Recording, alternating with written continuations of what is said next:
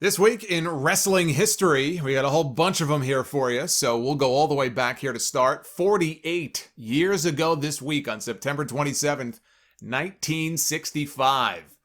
After a successful title defense at Madison Square Garden, the WWWF champion, Bruno Sammartino, he decided to go celebrate his win, as he normally did, by having dinner after the show at a restaurant in Times Square. When he got back to his car, though, he found that one of his car windows had been shattered, and his championship belt had been stolen. And a police report was filed. The belt was never recovered. So whoever has it has themselves one hell of an eBay item. I know there was an NWA title from many, many years ago that somebody found in their attic, I think maybe about 9 or 10 years back. That was not the championship that was stolen from his car. That title, as far as I know, has never been recovered. 24 years ago this week, on September 22nd, 1996, WWE presented its Mind Games in Your House pay-per-view, which featured the in-ring debut of Mark Henry, the world's strongest man. He got a win over Jerry the King Lawler. And maybe the WWE match of the year, probably the match of the year, in 1996 between Shawn Michaels and Mankind for the WWF Championship. I put this match ahead of the Good Friends, Better Enemies match with Shawn Michaels and Diesel. And yes, I put this over the Iron Man match in terms of my enjoyment. I put this over the Iron Man match at WrestleMania. One of the best matches of Mick Foley's career. I think he has since said that I think he ranks the Randy Orton match at Backlash in 2004. Maybe as being his favorite, but this is either his favorite or one of his very favorite matches that he ever had. Now, it had a cheap DQ finish. That might be the only real blight on this thing, but the people went crazy for the chaotic finish at the end, and so did I. Then the Undertaker pops up out of the casket that was at ringside. What a great moment. What a great match. 23 years ago this week, on September 22nd, 1997, WWE held its first ever Monday Night Raw from Madison Square Garden, one of the more famous episodes of Raw, which featured the debut of Cactus Jack on WWE television. He beat Triple H in a New York City street fight. And Vince McMahon. This was the night that Vince McMahon ate his very first Stone Cold Stunner and proceeded to flop around like a fish. Didn't quite get down the selling of the stunner, but he tried. He tried. That very same night, over on TNT, Bill Goldberg made his WCW debut on Monday Nitro with a win over Hugh Morris, his first win on his march to the Georgia Dome in the match with Hollywood Hogan on Nitro, which took place less than 1 year after this. So imagine, this guy debuted on Nitro. Nobody knew who the fuck he was. And less than a year later, he was pinning Hulk Hogan in the main event on Nitro in front of 40,000 people to become the WCW champion. You talk about a quick rise. Brock Lesnar, Kurt Angle, Bill Goldberg. It's a short list of people who had the kind of rise in wrestling that these guys did. I love how they didn't even give him an entrance. Like, he was already standing in the ring when Hugh Morris got an entrance, because he was the star. Bill Goldberg was the unknown. He was already standing in the ring, hands on hips, just kind of stoically looking straight ahead. And the announcers proceeded to act as if they knew nothing about this guy. Mike Tenay, who is all about stats and knowing everybody's backgrounds, here's a guy who played for the Atlanta Falcons. It's just funny now to look back on it. And to hear Mike Tenay go, we don't know anything about this Bill Goldberg guy. Oh, really? For Mike Tenay, of all people, to be saying that is very funny. I guess he's from parts unknown. Now his parts are known. But at that time, it was parts unknown. 21 years ago, on September 21st, 1999, at the SmackDown taping in Dallas, Triple H was forced to wrestle 5 times in one night, which sounds like a nightmare, and win 3 of those 5 matches in order to keep his spot in the 6-pack challenge at Unforgiven. He lost to the Big Show in a chokeslam challenge. He beat Kane in an Inferno match. He lost to Midian and Viscera in a handicap casket match. He beat Mankind in a Boiler Room Brawl. And he beat The Rock in a Brahma Bull Rope match to keep his spot. You talk about hot-shotting all of your gimmick matches on TV. We got a casket match, an Inferno match, a Boiler Room Brawl. What else was in here? Casket, Inferno, Boiler on a Bull Rope. All in one night. Talk about giving away the store. I don't even know if I could blame this on Russo. Did Russo leave by this point? Because this was right around the time that Russo bailed. And he went to WCW. So I'm actually not sure if this SmackDown show would have fallen. It probably would have. I'm guessing this was one of the last shows he probably wrote. It sounds like a Russo show. 20 years ago, on September 25th, 2000, WCW Monday Nitro aired live from Long Island's Nassau Coliseum, the now, at least temporarily, shuttered Nassau Coliseum here on out on Long Island. Long Island's own Vince Russo, the hometown boy with no hometown fans, booked himself to win the WCW World title in a cage match against Booker T, ending with Goldberg spearing Russo through the cage door, giving him a legitimate concussion. This was booked 5 months to the day. 5 months after WCW put the World Championship on David Arquette. I'm trying to decide which was worse. Putting their world title on David Arquette or putting their world title on Vince Russo. Actually, I take that back.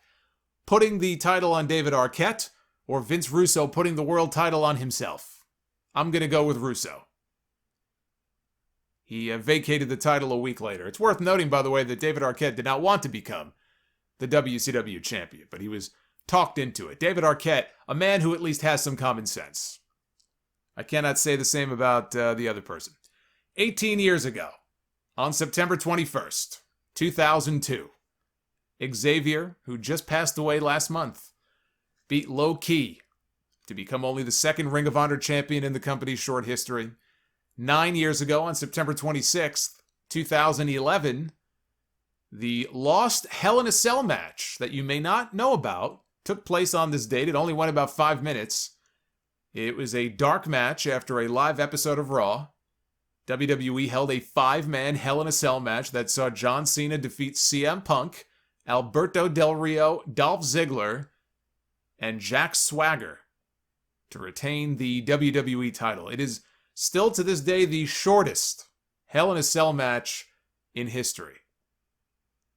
And 3 years ago, on September 24th, 2017, WWE held its No Mercy pay-per-view, and in their very first big one-on-one meeting, Roman Reigns defeated John Cena in something of a passing of the torch. I always love to use that expression. Brock Lesnar beat Braun Strowman with one single F5 to retain the Universal title in a very disappointing match. This is the match that really stalled, in my opinion. Whatever momentum that Braun had at the time, there was a time where it made sense to put the title on the big guy, and this felt like it was it, and they didn't do it.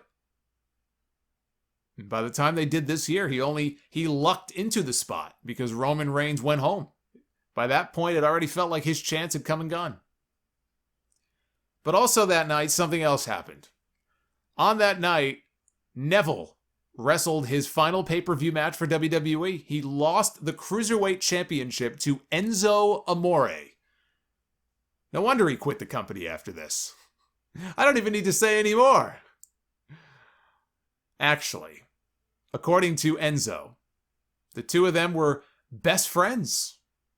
That's what Enzo Amore says. He goes, the two of them were like, you can't, I'm crossing my fingers here. They were like this. They were tight. They were best friends. They rode together. He claimed that the plan that they had come up with was for Neville, after he dropped the belt to Enzo, to then leave 205 Live.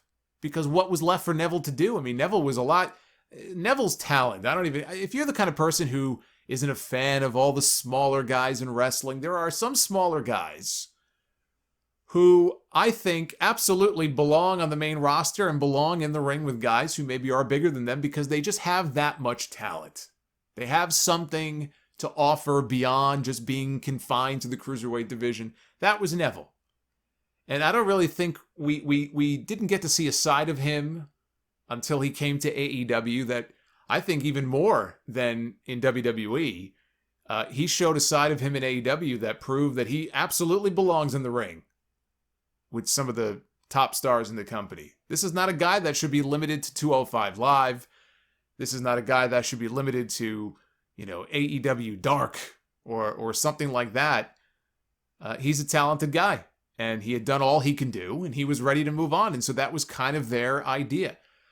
You're going to drop the belt to me, and that's going to be your swan song on 205 Live. And then he's going to go work Raw or go work SmackDown. But after he dropped the title to Enzo at No Mercy, Vince McMahon told Neville that he was going to keep him on 205 Live. 205 Live is a death sentence.